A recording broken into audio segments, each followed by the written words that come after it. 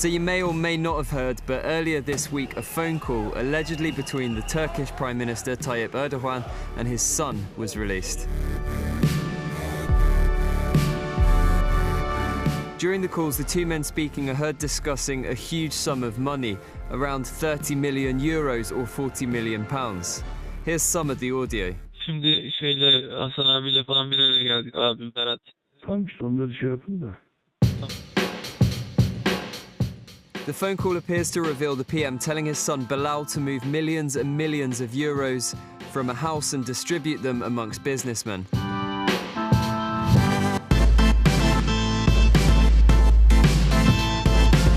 It's thought the phone call took place in December last year, was tapped and then released onto social media. The main opposition party has condemned Erdogan and demanded that he resigns immediately. But the Turkish leader has come out fighting, saying that the call is fake and calling it a treacherous attack. He's also accused his political enemies of hacking encrypted state communications.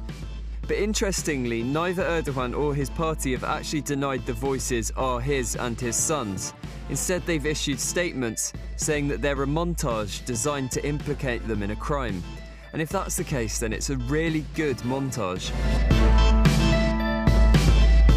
There have been mass protests all week with people calling their Prime Minister a thief. And today, piles of fake money have been thrown at the protests. But in the area of Istanbul where the Prime Minister grew up, there have been rallies in support of him. They say that over the last few years he's provided economic and political stability. It's the second time in around a year that Turks have been out protesting against government corruption. Last time round it was all sparked by plans to build over Gezi Park, one of the few green spaces left in Istanbul. But it quickly became about much more than that. Erdogan did survive that, partly because the opposition parties in Turkey are so disorganised and weak.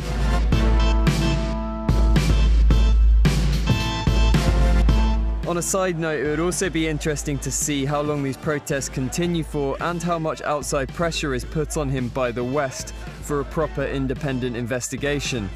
Because Turkey is a vital ally for the US and Europe in the region. It's considered a moderate country on the border with Syria, and there was also a deal signed recently to build a gas pipeline through Turkey to bring gas from Azerbaijan to southern Europe, so it's pretty necessary to keep them on side. I'll be interested to see how this one plays out. Lastly, thanks to Mechanical Priest for suggesting this video via Twitter.